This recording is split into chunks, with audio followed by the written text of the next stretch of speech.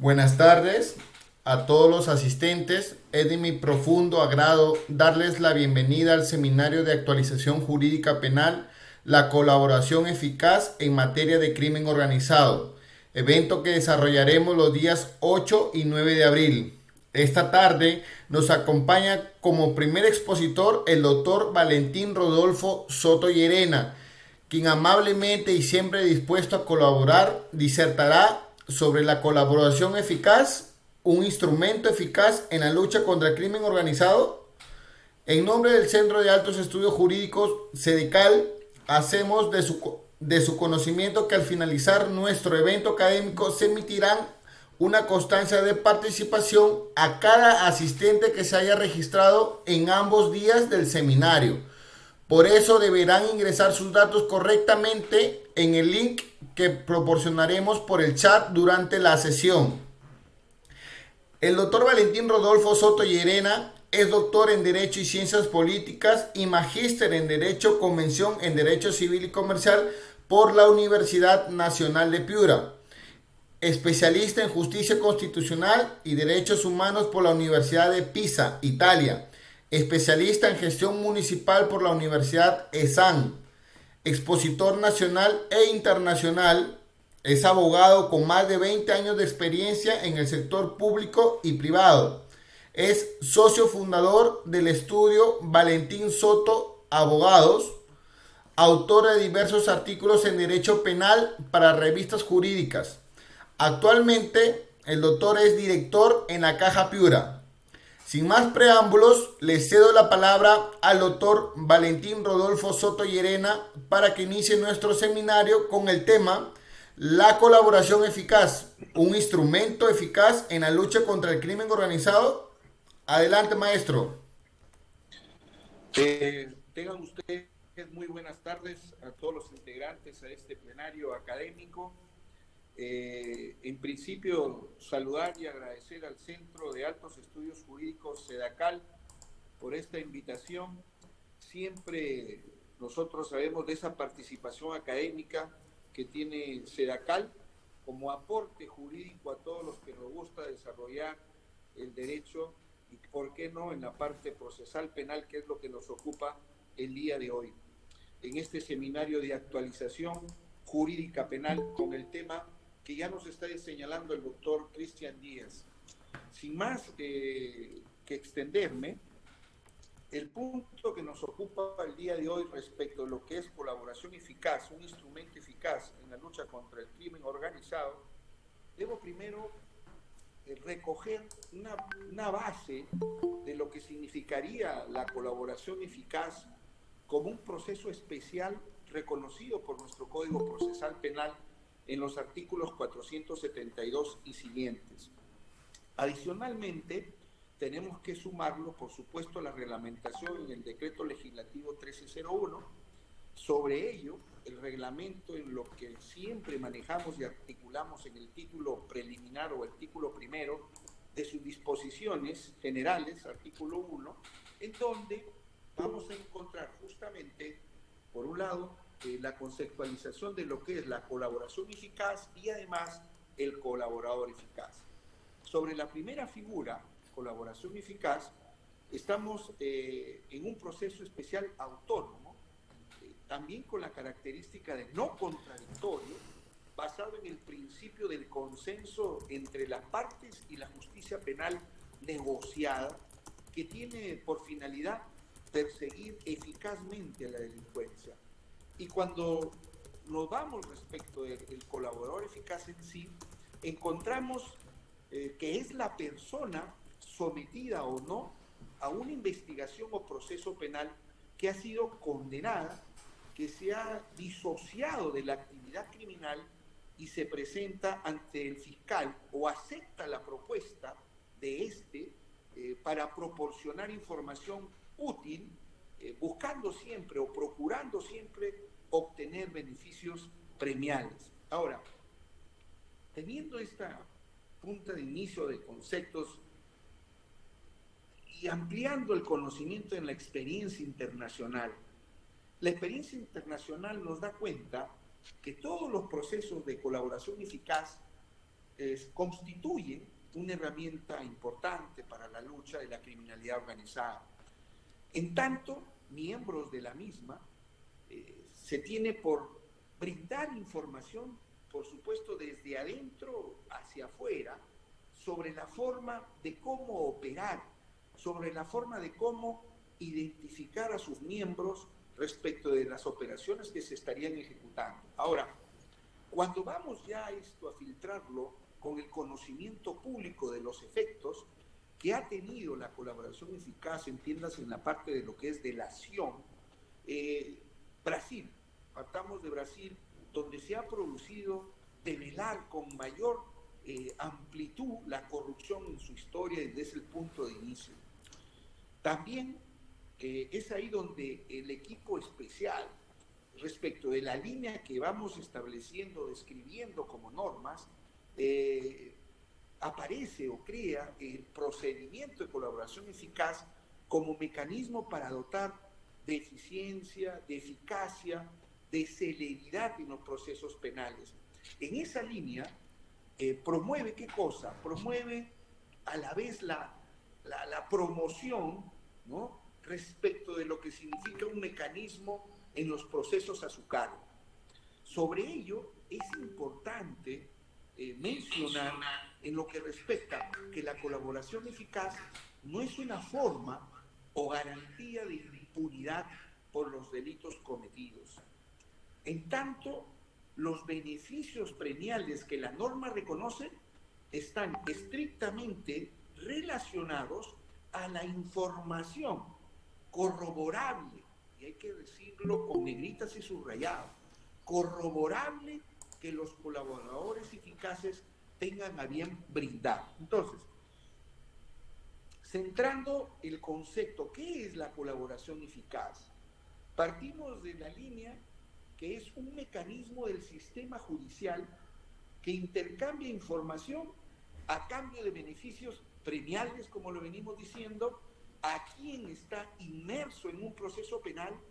Su origen, partimos dentro de la maximización de lo que es este Instituto Procesal Penal en Brasil, y podemos aterrizar también en el Perú, en donde se remonta a los primeros años de la década de los 90, haciendo memoria, cuando se podía excluir de pena a quienes brindaban información eficaz para la investigación de los hechos delictivos en agravio del Estado.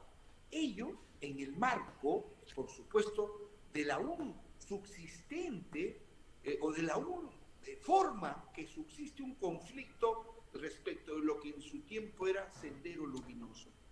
Ahora, la exigencia que tenemos a nivel del tema es un escenario internacional que nos convoca al análisis, como lo es la Convención de Palermo o la Convención de las Naciones Unidas contra la Delincuencia Organizada Transnacional, vigente por supuesto desde el año 2003, que da cuenta en la exigencia de este aspecto justamente, en donde en su artículo 26, haciendo la consulta y verificando, en su artículo 26, en donde señala que cada Estado parte, ¿no?, de establecer mecanismos para que las personas involucradas en actos delictivos proporcionen información útil y relevante para combatir el crimen. Así se tiene que exigir para todos los Estados a efectos de poder prever beneficios premiales para los colaboradores. Cuando vamos avanzando en el tiempo, en la actualidad, el Perú sí cuenta con dicho instrumento, siendo de notorio conocimiento el caso Barata o Jorge Barata, que actualmente mantiene justamente la condición de colaborador eficaz, candidato de colaborador eficaz en los casos de, por ejemplo, en la actualidad de Interoceánica, en la vía de habitamiento del Cusco, así como también, por ejemplo, de la lectura y del seguimiento que venimos haciendo con estos casos que nos llaman la atención para poder mantener actualizado justamente esta participación de lo que representa la colaboración eficaz. Por ejemplo, el caso de Luz Mameri, el caso de Ricardo Boleira también, o en el caso de quien, caramba, también ya falleció, un costarricense Joseph Weissman también, así como tantos otros que han tenido o han sido personas que también buscaban dicha condición de colaborador en el marco de otros aspectos vinculados, por supuesto, a coimas de las constructoras respecto de investigación genérica en lo que correspondía al tema navajato, ¿no? Ahora, esto que vamos ya involucrándolo y haciendo un transversal análisis, involucrándolo con lo que es el crimen organizado como fenómeno no convencional, podríamos también hablar de lo que corresponde a la delincuencia común. Esa delincuencia común que se centra en conductas prohibidas que importan la comisión de delitos de corte patrimonial individual, a veces también colectivo, delitos contra la libertad de la persona o de la agresión sexual, o de los delitos de falsificación, o aquellos contra la vida y salud de las personas, vamos más allá, o los delitos de circulación, entre otros muchos que podemos mencionar. Pero aquí ¿dónde está? Acá aparece ya la figura de la política criminal estatal, que tiene ya un marco de actuación y respuesta a dicho fenómeno. Sin embargo, con el desarrollo, creo, desde un punto de vista académico, de las sociedades, también que van evolucionando en las formas delictivas y van apareciendo nuevas figuras, el tráfico ilícito de drogas, el terrorismo, el narcoterrorismo, ¿vale? El fortalecimiento de la lucha contra la corrupción, el comercio de personas, también hay que tocar, y este es un tema que siempre lo recojo, los delitos financieros. Hoy también con el fenómeno de transformación digital respecto del fenómeno epidemiológico sanitario que nos está llevando también al conocimiento de una investigación sobre los delitos informáticos, sobre los delitos de lavado de activos, en donde hay que fortalecer, por ejemplo, la superintendencia junta de la unidad de inteligencia financiera que está adscrita a la SBS. Entonces, entre otras, que hay que trabajar normativamente un fortalecimiento que representa justamente esa lucha respecto de este fenómeno no convencional del crimen organizado, ¿okay? Que muchas veces traspasa, ¿no? Traspasa de lo que normativamente tenemos identificado. Además, por ejemplo, en los últimos años, con frecuencia, las fronteras, también he tenido en los mares que para precisamente ampliar sus horizontes y a la vez lograr impunidad o legitimar sus acciones delictivas, es donde se puede afirmar, ¿no?, con certeza desde el punto de vista académico, que la asociación criminal debe ser analizada siempre a la luz de una nueva macrocriminalidad. Porque miren lo que involucra ahora con todo lo que hemos vivido respecto de estos fenómenos o acciones de cambio que estamos dando, ampliando un espectro jurídico de índole colectivo e individual respecto de víctimas con prácticas indeterminadas y de difícil identificación. Es ahí donde se tiene que tener un interés respecto de poder luchar contra esta delincuencia organizada, buscar a través del desarrollo histórico, de la noción misma histórica, el estudio de este fenómeno que nos va a permitir, creo yo, partiendo de esa premisa, el examinar aspectos distintos como la realidad de la delincuencia organizada, por una parte, y su conceptualización, por la otra parte, para perfilar lo que nosotros particularmente conoceríamos ya como lo que correspondería al procedimiento que se tiene que tener en la lucha contra el crimen organizado y específicamente en lo que nosotros hemos desarrollado, en lo que representa en el caso peruano, ¿no? Y en este caso peruano, nosotros vemos que hay una afectación o hay una destrucción desde dentro, ¿no? Con la introducción de medidas disuasivas o le denomino también o de rompepensas, ¿no? Rompepensas en el sentido de que debemos de generar una lucha contra esta corrupción, contra el tráfico ilícito de drogas, contra el tráfico de personas, delitos contra la humanidad, entre tantos otros, pero siempre buscando medios con una singular importancia, partiendo de la perspectiva de la necesidad, correcto, de los beneficios o de la retribución, pero a la vez teniendo métodos disuasivos que puedan generar el éxito en la detención de hechos de corrupción que depende de quienes posean información al momento de denunciar las infracciones. Entonces, es importante ello. En nuestro país, el procedimiento que nosotros hemos identificado y que se conoce en este plenario respecto del otorgamiento de beneficios por colaboración eficaz surge de la necesidad de desentrañar a la organización delictiva que se esconde en el anonimato, en el ocultamiento, que luego de conocerse los primeros elementos indicadores de delitos de corrupción de funcionarios, delitos de lesa humanidad y otros conexos a ellos acontecidos en nuestro país en la década pasada, podemos ir advirtiendo que, como punto de partida, la investigación de las más altas autoridades del gobierno de aquel régimen respecto de ministros, comandantes, etcétera, y sobre todo a nivel presidencial, también a cargo del Servicio de Inteligencia Nacional, y actualmente sobre casos emblemáticos que son conocidos y que han afectado todo el organigrama del Estado. Entonces, la finalidad de este procedimiento es llegar a conocer cómo es que se realizaron una serie de delitos, cómo intervinieron determinadas personas, qué medios de utilización o qué medios utilizaron en su ejecución, qué autoridades tuvieron esa participación, cómo se trató de ocultar información, dónde se encuentran los efectos del delito, cómo se pueden recuperar los bienes apropiados o sustraídos que se encuentran normalmente fuera del país, cómo interviene el sector empresarial o privado en lo que digo delitos financieros, qué participación tuvieron o no algunos medios de comunicación social, también hay que decirlo.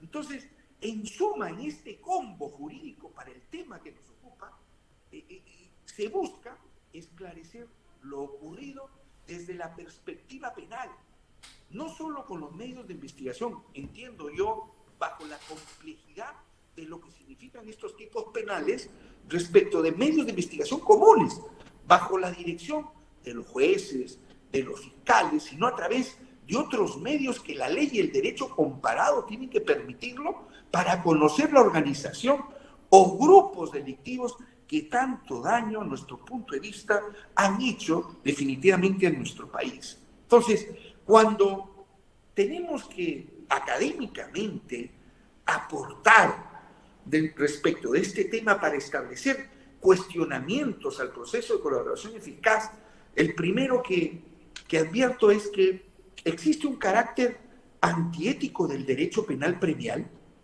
Lo dejo a consideración en el sentido de que existe un aspecto que es indiscutible, ¿no? Ya que consiste en negociar y hacer acuerdos con los peores delincuentes. ¿Qué significa esto? Significa premiar, yo lo denomino así, la traición. En este punto ahí, sobre qué es ético y qué no, se puede poner en ejemplo un esfuerzo o el esfuerzo que se hace por responder a los cuestionamientos del derecho penal premial, por más que se incurra en funciones discutibles. Así, para relativizar su carácter contrario a la moral, ¿qué debo de hacer? Debo tener una distinción en lo que es el arrepentimiento eficaz desde el punto de vista solo del repudio, o también debo de tenerlo desde el punto de vista del arrepentimiento más eficaz, ¿no? ¿Por qué? Porque es ahí donde se incluye la colaboración activa, eficaz y negociada. Entonces, ello permitiría argumentar que el inculpado, una vez arrepentido, ya no es el criminal de antes y por lo tanto no sería inmoral aceptar su colaboración ofrecida a partir de su arrepentimiento. El otro cuestionamiento que tiene que, en este plenario, a mi modesto entender académico, sería el de reduce la vigencia del derecho a la no autoincriminación o a la presunción de inocencia. ¿Y por qué?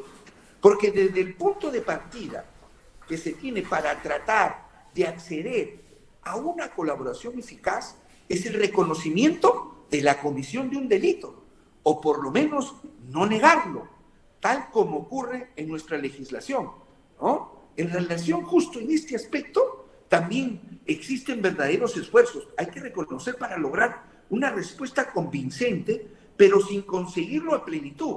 Porque si yo pacto, y lo hemos analizado respecto de la sentencia del Pleno, ¿no?, jurisdiccional del Tribunal Constitucional del Perú, la 03-2005, de fecha 5 de agosto del 2006, en donde en uno de los argumentos centrales para afirmar que la colaboración no tiene el efecto de doblegar la intención del procesado para no declarar contra sí, es que los beneficios que se puedan proporcionar no se conceden como premio a la libertad de declarar contra sí.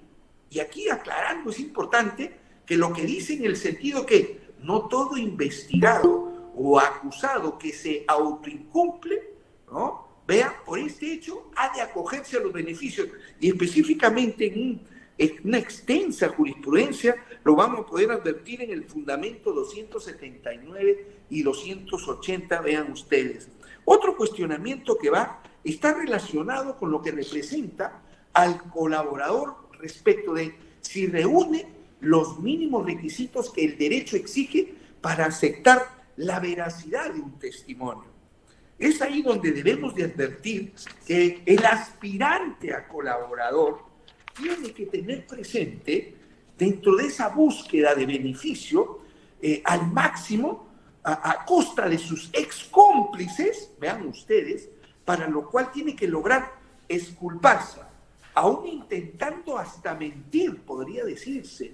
Es por ello que resulta contradictorio desde el punto de vista que tenemos nosotros bosquejado para esta ponencia, estar de acuerdo con la figura de la colaboración, pero condicionándola, el término sería a la idoneidad del colaborador, en el sentido de que debe ser sometido definitivamente a una verificación subjetiva negativa para ver aspectos como su personalidad relacionados con los coinculpados y con el ánimo de exculpación y respecto de móviles, en este caso turbio, ¿no?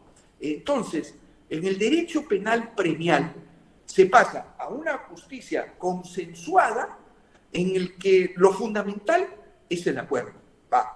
Definitivamente, pero tiene que trastocarse las funciones de los diversos actores, como por ejemplo, el fiscal ya no impulsa la acción penal, sino que actúa en la misma dirección que el imputado y su defensor, el buscar el éxito de la negociación. Y es ahí donde justamente el abogado debe también cambiar igualmente de función, desde el momento que debe contribuir hasta el acuerdo. Entonces, es ahí el cuestionamiento que vamos haciendo en estas tres aristas, y debemos también ingresar en lo que corresponde como la criminalidad organizada como justificación de la colaboración eficaz. ¿Cómo se advierte? Nosotros partimos de que el reconocimiento de la colaboración eficaz implica que muchos estados han tomado o han optado que para reconocer una institución de esta naturaleza, aunque no encaje en gran medida, entiéndase, en la dogmática penal, y así lo hemos recogido, se le considera indispensable para enfrentar un fenómeno que pone en cuestión el Estado de Derecho. Considero también yo, en lo que corresponde a la democracia y la vigencia de los derechos fundamentales, entiéndase, la criminalidad organizada. Además, también es pertinente mencionar que la criminalidad organizada actualmente abarca fenómenos sumamente perjudiciales desde un punto de vista tales como narcotráfico, terrorismo, lavado de activos, trata de personas, secuestro, contrabando, defraudación de rentas, robo sistemático, y le sumo lo que siempre amplío en los delitos informáticos y etcétera, que justamente van hasta prostitución infantil, redes de corrupción vinculadas a licitaciones públicas, tráficos de armas, etcétera. Entonces, cuando vamos ya a lo que recogía en algún momento al maestro Víctor Prado, ¿no? Respecto de lo que se tiene como comentario en nuestro Código Penal en la legislación misma, nos decía que existe de manera paralela 3 tipos de normas que definen el tratamiento penal del crimen organizado, ¿no? Uno es un tipo penal autónomo que sanciona formar parte de una organización delictiva. Y a la vez, luego está la configuración de circunstancias agravantes específicas que operan en la comisión material justamente de determinado delito cuando son ejecutados por quien actúa en calidad de integrante de una organización delictiva. Y por último, ¿no?, quien comete el delito en condición de integrante de la banda o asociación delictiva. ¿Qué pasa? En esta pluralidad, estimados colegas, en esta pluralidad de denominaciones respecto de lo que tengamos, organización delictiva o ilícita, banda o asociación ilícita, hemos más bien establecido una provocación que es generada por el mismo autor. Entiéndase, una discusión acerca de si son sinónimos o no, entre otros problemas que van desde lo que representa el planteamiento de reemplazar toda referencia a banda o asociación ilícita por la de organización criminal. Definitivamente, ahí debemos de delimitar o establecer un límite y garantías definitivamente, ¿no? Por más defensor o por más promotor que uno sea de la colaboración eficaz, se tiene que señalar inmediatamente que se trata de que este mecanismo que hay que aplicar con mucha sensibilidad o con mucho cuidado, en todo caso, y profesionalismo, en donde los colaboradores de justicia constituyen un arma eficaz contra las asociaciones criminales, pero al mismo tiempo es un arma muy compleja de manejar. Lo entiendo yo así, dadas todas las aristas que tenemos y por la praxis respecto de la parte procesal, porque hay que hacerse cargo adecuadamente de tal complejidad, colegas. Considero que se debe reglamentar y utilizar cuidadosamente, ¿no? Hemos tenido a la vista y en la lectura respecto de varios investigadores, varios científicos expertos, en donde señalan que la colaboración con la justicia es un punto de partida, que su validez exige verificación, ¿correcto? Que la revelación necesita confirmación objetiva, vamos, pero también debe, ¿no? Y se sabe que a veces un acosado puede simular hasta la voluntad de colaborar para desviar, para confundir, utilizar el término también para despistar, ¿no? Entonces es ahí donde estos elementos nos generan una evidencia en donde las investigaciones sobre el tema exigen la máxima profesionalidad y una efectiva especialización, ¿no? Entonces, sobre ello tenemos pues científicos que van recogidos en diferentes estudios científicos jurídicos. Consultaba un material de LP en donde el fiscal Almanza señala que uno de los principales peligros es que la colaboración eficaz se convierta en un medio de ajuste de cuentas o en una forma de conducir las investigaciones por caminos equivocados. Interesante mensaje para poder interrelacionar con todo lo que vamos diciendo académicamente y que vaya a ser un análisis interno a la hora de lo que ustedes van consensuando con esta idea respecto de este tema. Ahora, cuando nos dice el fiscal, en donde hemos recogido la cita, nos dice textualmente, la colaboración eficaz se convierte en fuente de impunidad.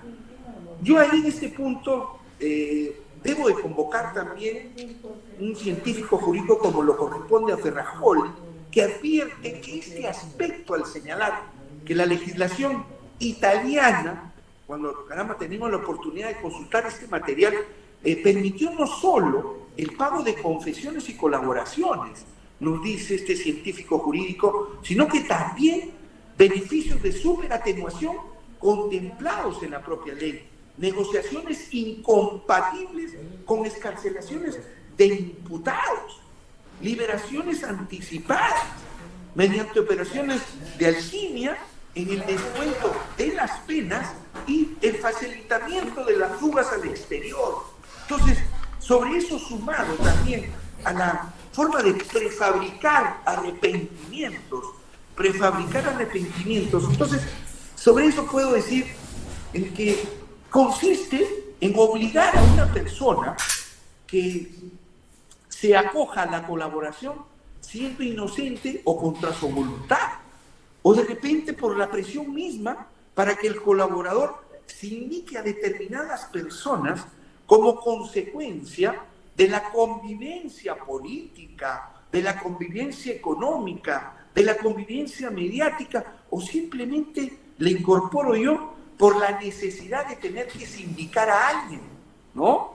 Y en esa figura consultaba al maestro Carlos Rivera, en donde ahí en una entrevista respecto de su patrocinado, en un caso justamente de Fujimori, en donde señala con la conjugación de nuestro colega, el doctor Nakazaki, que narró un caso en el que un patrocinado se le presionó para que se le involucrara a un político muy importante. El mensaje de reflexión, justamente, colegas, cuando estamos en la prefabricación de un acto o de un actor que busca un arrepentimiento fabricado, concebido para involucrar bajo esa presión a agentes que van desde lo político, desde lo económico, desde lo mediático, o simplemente para salvarse o protegerse, o tener ese acogimiento. Entonces, ¿cómo podemos sobre ello trabajar mecanismos que podrían quebrar, desde el punto de vista, por supuesto, de nosotros, neutralizar estos peligros desde un espacio, considero yo, intrínseco a la figura que estamos exponiendo? En principio, la restricción del valor probatorio a la colaboración eficaz. ¿Por qué?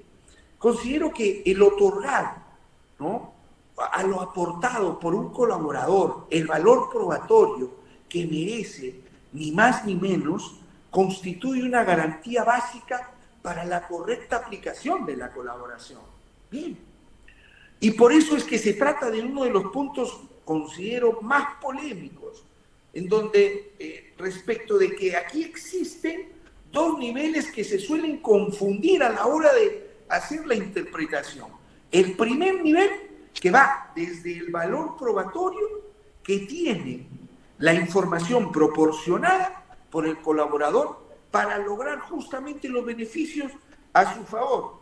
Y el segundo nivel es el valor probatorio que puede tener lo dicho por el colaborador en los procesos penales comunes en los que se está juzgando a las personas y hechos vinculados a dicha información y a él mismo, por supuesto. Entonces, son dos niveles independientes entre sí, pero al mismo tiempo tienen una relación o están vinculados. Son independientes en el sentido de que el colaborador no tiene que esperar para que se le apliquen los beneficios, la constatación de que su información ha sido un medio probatorio importante en el proceso común. Basta en este caso que el procedimiento de colaboración concluya a su favor, ¿no? Pero a la vez, en el proceso penal puede ser que no se reconozca un valor probatorio importante a la información que fue considerada eficaz y luego corroborada en el procedimiento de colaboración, ya que en dicho proceso tal información se convierte en varios elementos probatorios que deben ser evaluados de forma integral o de una forma conjunta, ¿no?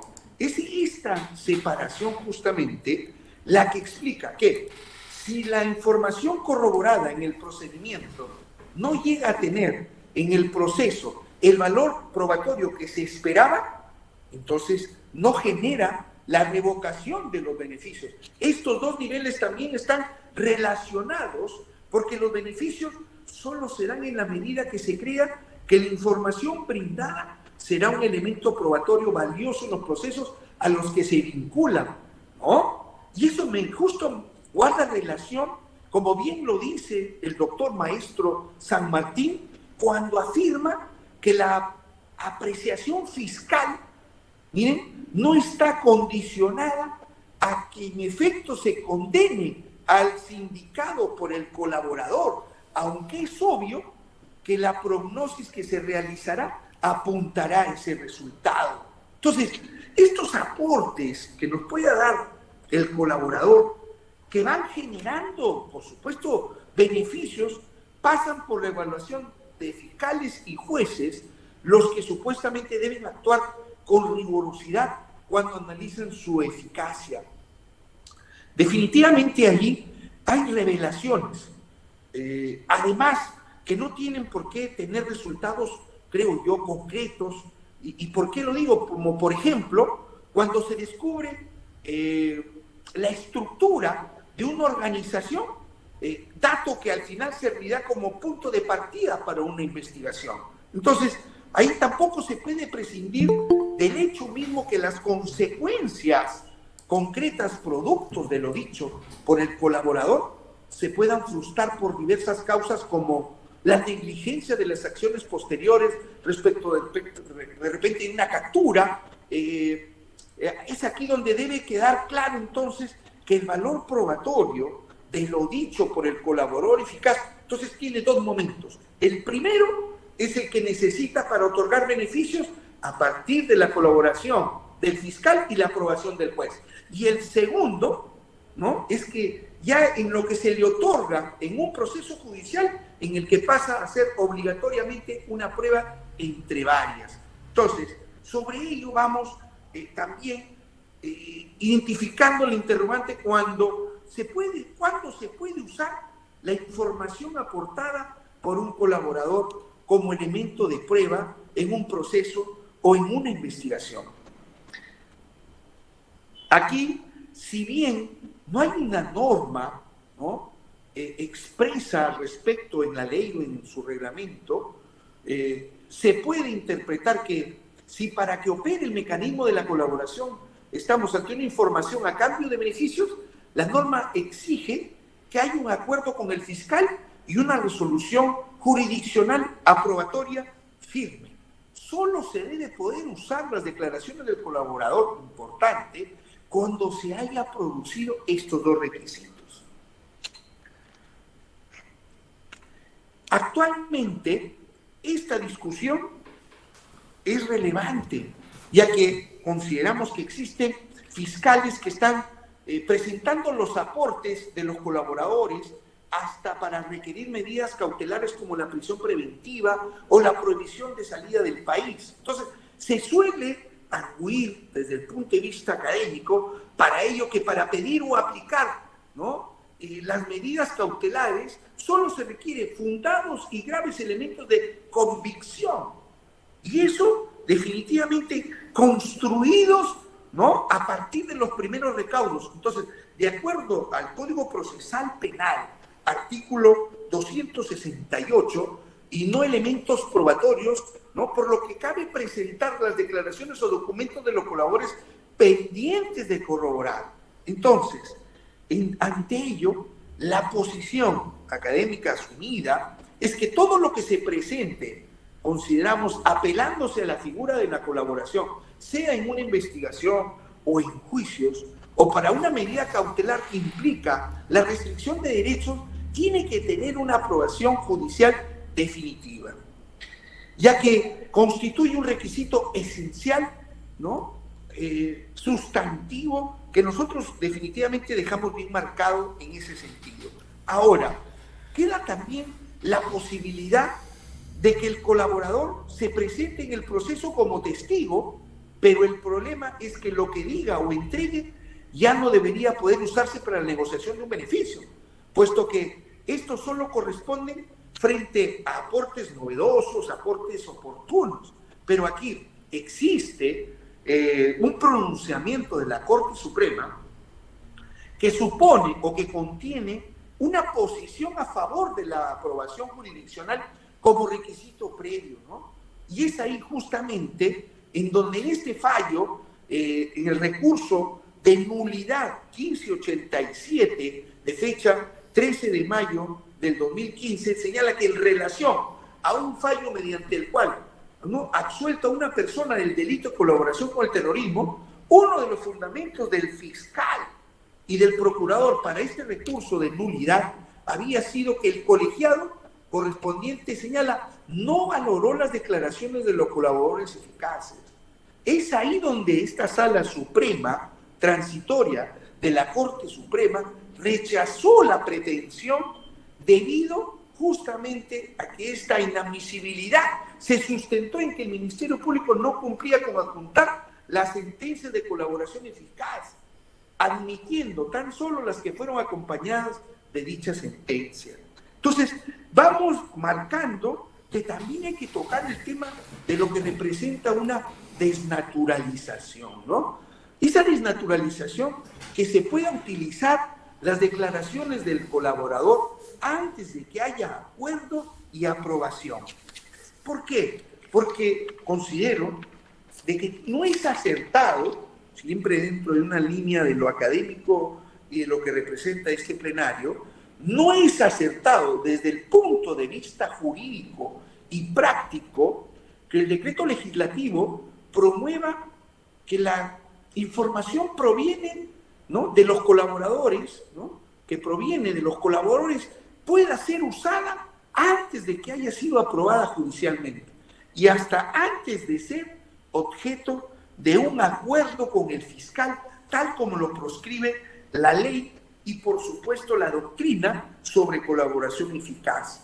Entonces, este objetivo se evidencia en el hecho de que varias de las normas incorporadas vayan en ese sentido, vayan en esa línea, como por ejemplo, se abre la posibilidad de que el fiscal decida si incorpora el testimonio de un colaborador a un juicio cuando todavía se está en la etapa de corroboración, por lo que todavía no ha podido ser aprobada, tal como lo señala el artículo 476-A del Código Procesal Penal. Entonces, aquí lo que se busca, así como están las cosas, que las declaraciones de los colaboradores tengan un valor probatorio desde el momento mismo que las formulan.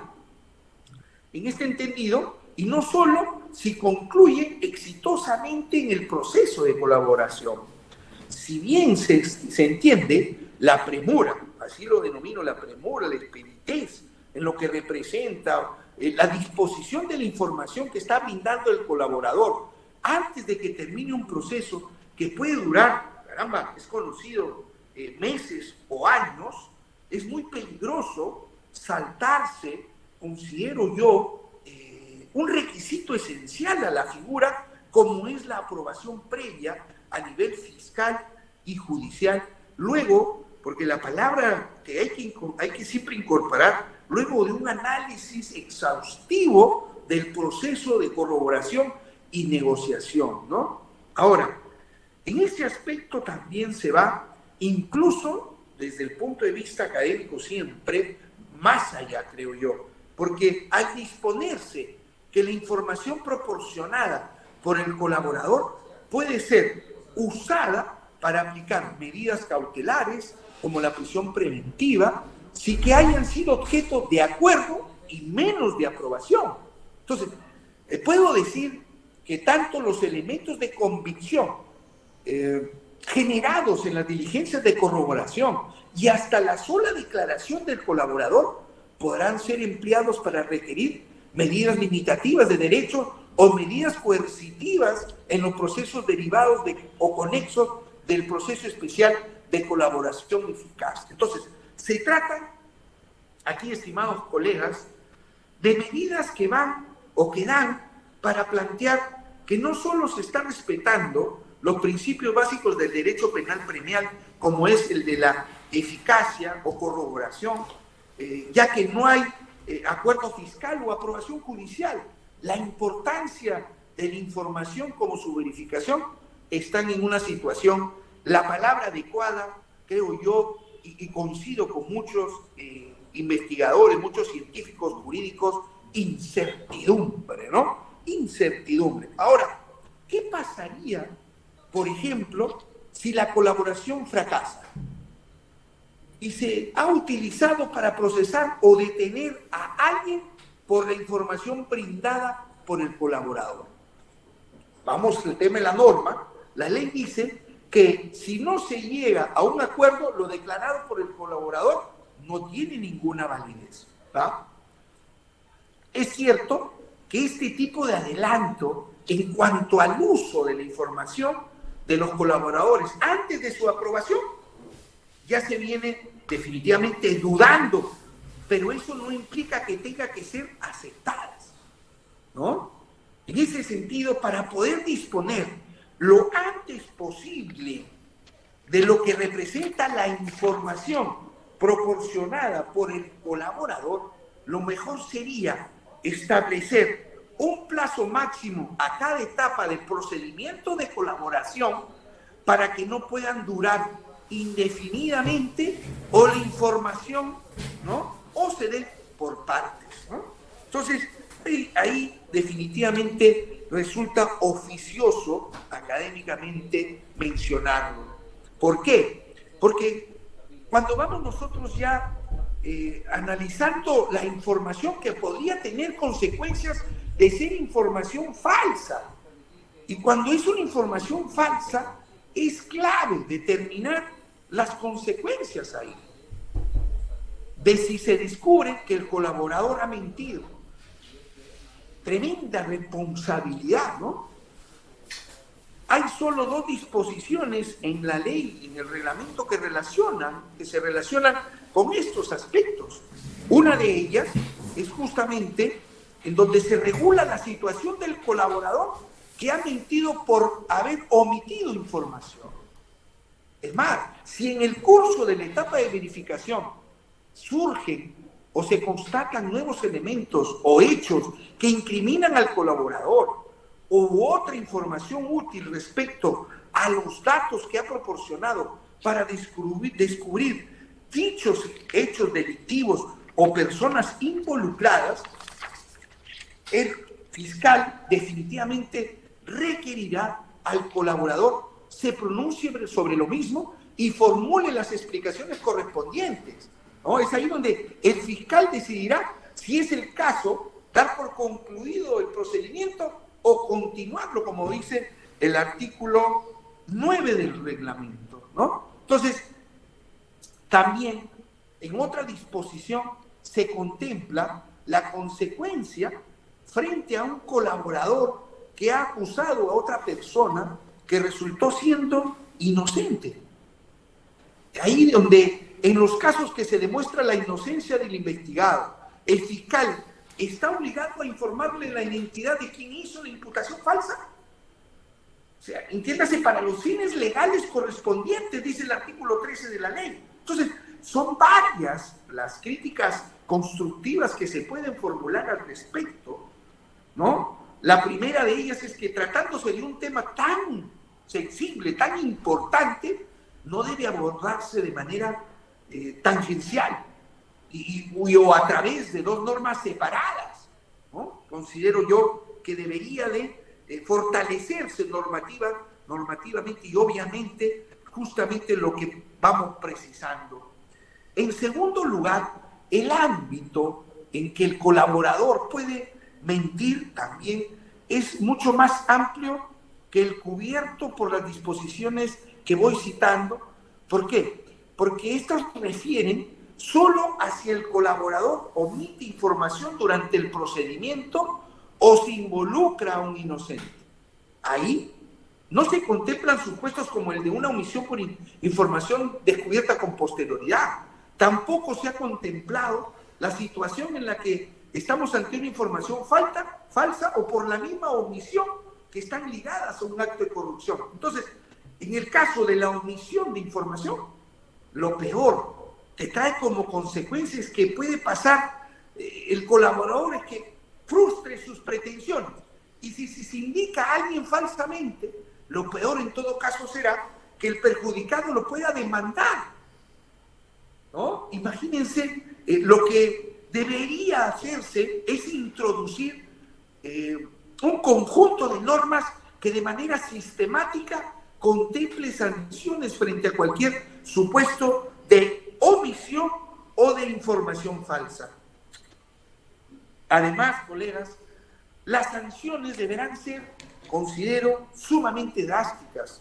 Si nos vamos en algún momento con el maestro Roberto Romboli, si no me falla la memoria, cuando discutíamos, caramba, en escenarios en la Universidad de Pisa, cuando nos llevaba a analizar y contemplar justamente estos procedimientos y revisar sentencias que otorgaban estos beneficios en base a declaraciones falsas o reticentes, ¿no? Importante, ahí el cuestionamiento en sede italiana. En sede argentina, en donde también se introdujo un nuevo tipo penal para el referido supuesto, sancionando una pena de 1 a 3 años, ¿no? También en donde se debe contemplar cómo subsanar los efectos causados en personas que, siendo inocentes, fueron perjudicados con la información falsa de arrepentidos, ¿no? Ahora, cuando vamos a nuestro espacio, entiéndase a nuestro país, sabemos o habría que hacer memoria de la comisión ad hoc, ¿no? Del procedimiento especial que se tuvo para casos de personas condenadas, injustamente tratadas por terrorismo, traición a la patria, etc. Muchas de las cuales hubo sindicación falsa por arrepentimiento, en donde o eran inocentes obligados a acogerse a la misma ley de arrepentimiento, ¿no? Entonces, esa posición asumida, considero yo, debe definitivamente, siguiendo a un derecho comparado de lo que voy mencionando a países que he mencionado, que en caso de que se descubra una omisión o una información falsa, los beneficios deberían ser revocados.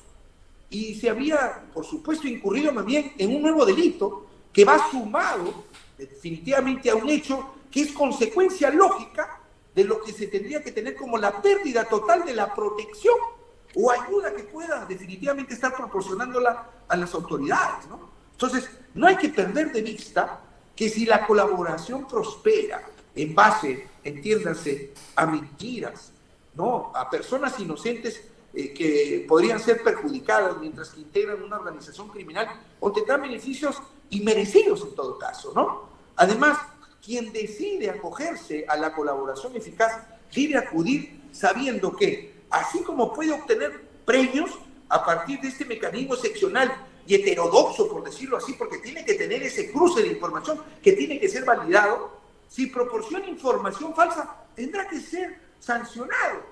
Entonces, por la falta de veracidad, tiene que ser suficientemente relevante, sin que tenga alguna explicación razonable y que tiene que estar basada en pruebas contundentes y no en indicios. Entonces, las contradicciones en detalle pueden ser objeto definitivamente de olvidos, de malas interpretaciones, pero aquí definitivamente hay que tener en cuenta que el colaborador, como lo dice el maestro Víctor Cubas, ¿no? Hay que tener en cuenta que el colaborador tiende a disminuir su responsabilidad, lo que no debe llevar definitivamente a desconocer su testimonio, mientras que sea definitivamente, tenga un grado de razonabilidad, ¿no? Ese es el punto de partida en lo que nosotros consideramos, porque es ahí en donde la información falsa que va siendo identificada como tal, definitivamente, con la corroboración misma, va determinando en todo caso que hay una responsabilidad respecto de un colaborador que está demostrando que no tiene la voluntad de colaborar o no tiene la autoridad de que sus hechos vertidos tengan la verificación de una información.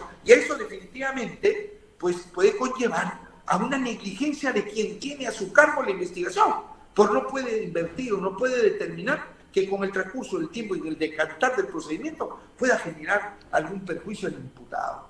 Entonces, aquí, y voy terminando con ello, y no sin antes reiterar mi agradecimiento, por supuesto, a EDECAL para efectos de poder tener en esta oportunidad nuestra participación en este plenario al Centro de Altos Estudios Jurídicos CEDACAL, en este seminario de actualización jurídica penal respecto del tema que nos ocupa y que nos hemos explayado con las disculpas del caso, en donde vale, ¿no? Vale hacer un valor respecto del testimonio del colaborador. ¿Por qué? Este testimonio del colaborador definitivamente no es otra cosa que un medio que va a buscar con su intención el obtener pruebas sustantivas para efectos de encontrar responsabilidad. El maestro San Martín, y ahí concluyo, al señalar, ¿no?, en casi los diferentes materiales que he consultado, donde dice, es posible que alguna información se descarte, pero ello no enerva el resto de los aportes del colaborador, salvo, claro, está que se descubra la mala fe o una actitud fraudulenta o torcitera, ¿no? Así lo dice, torcitera, respecto de lo que del colaborador tendiente a incriminar cargos gratuitos a inocentes. Entonces, estos aspectos son esenciales, relevantes, tomando en cuenta que definitivamente acá, conforme va pasando el tiempo, se adquiere una experiencia para poder ir manejando el perfeccionamiento del proceso o del procedimiento. Entonces, en ese perfeccionamiento también se puede ir aprendiendo a manipular justamente el mismo a sus intereses de los procesados, de los imputados. Por eso justamente ese fortalecimiento normativo que se tiene que tener como consecuencia de lo que he mencionado ya momentos antes. De mi parte, nada más agradecer al doctor Cristian Díaz por nuestra participación en este evento tan importante y, por qué no decirlo, con esa participación de todos los ponentes al altísimo nivel de convocatoria que lo hace el Centro de Altos Estudios Jurídicos. Muy agradecido, doctor Cristian Díaz, y a todos los que han estado presentes en este plenario. Agradecido con usted, maestro. Maestro, podemos solicitar al público alguna pregunta que tengan a bien hacerle. Con todo gusto, siempre respetando el horario, porque sé que después de nosotros continúa un gran expositor y también estamos interesados en... Sí, justamente, no hay problema. Al público presente abrimos la ronda de preguntas que puedan hacerle, tengan a bien hacerle al doctor Valentín Rodolfo Soto Llerena respecto al tema que ha expuesto.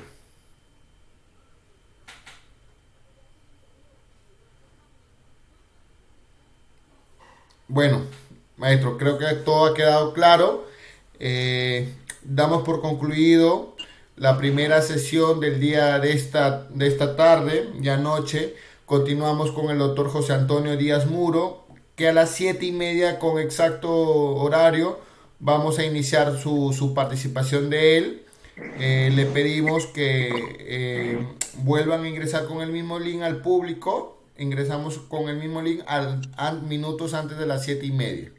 Damos por concluido la primera sesión con el doctor Valentín Rodolfo Soto Llerena. Muy agradecido, doctor, en nombre del Centro de Altos Estudios Jurídicos CEDACAL, le agradecemos y esperamos contar con usted en una próxima oportunidad. El agradecimiento es recíproco, muy agradecidos. Buen fin de semana para todos y muchísimas gracias con compartir su tiempo, que sé, siendo un día viernes, ya de por sí es complicado. Muy agradecidos. Gracias, maestro. Al público presente, por favor, nos retiramos de la sala y regresamos minutos antes de las 7:30 para continuar con la segunda exposición. Y no se olviden que el registro de la asistencia va a ser de las 4 exposiciones, mínimo son 3 que tienen que estar, ¿vale?